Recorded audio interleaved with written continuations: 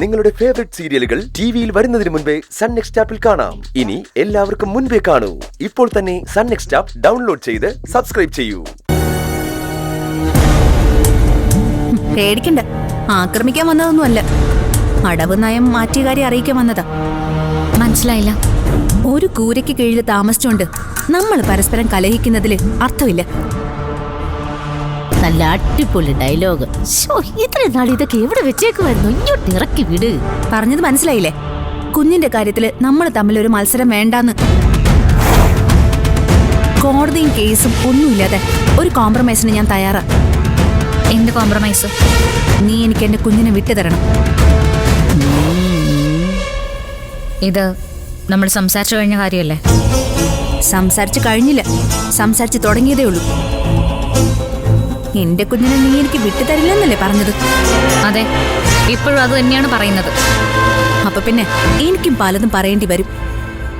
ഞാൻ പറയുന്ന കാര്യങ്ങൾ കേട്ടാ നീ ഞെട്ടില്ലായിരിക്കും, പക്ഷേ ലോകം ഞെട്ടും. എന്റെ അമ്മോ, സൂപ്പർ. നീ പ്രസവിച്ച കുഞ്ഞ് മരിച്ചുപോയി എന്നത് യാഥാർത്ഥ്യ. പക്ഷെ അതിലും വലിയൊരു യാഥാർത്ഥ്യം ഞാൻ പറയട്ടെ. ആ കുഞ്ഞിന്റെ അച്ഛൻ ഞങ്ങളുടെ ആദിയല്ല.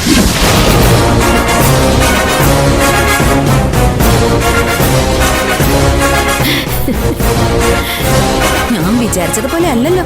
നീ ഞെട്ടിയല്ലോ. ഇല്ലാത്ത കാര്യം കേൾക്കുമ്പോ ഞാനെന്തിനാ ഞെട്ടുന്നത്? ഞാൻ പറഞ്ഞതില്ലാത്ത കാര്യമല്ലെന്ന് എനിക്കും അറിയാം, നിനക്കും അറിയാം. എനിക്കും നിനക്കും മാത്രമല്ല, നിന്റെ കുഞ്ഞിന്റെ അച്ഛൻ ആ കടപ്പുറത്തുകാരൻ ഷാനുവിനും അവന്റെ ഉമ്മയ്ക്കും അറിയാം.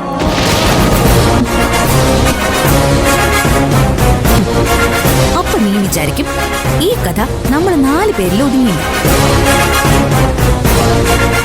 ഒരിക്കലുമില്ല.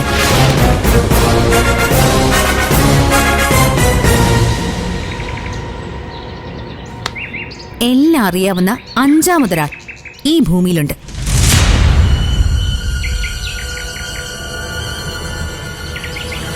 ഈ വീട്ടില് ഈ കഥ ആദ്യം കേട്ട ഒരാൾ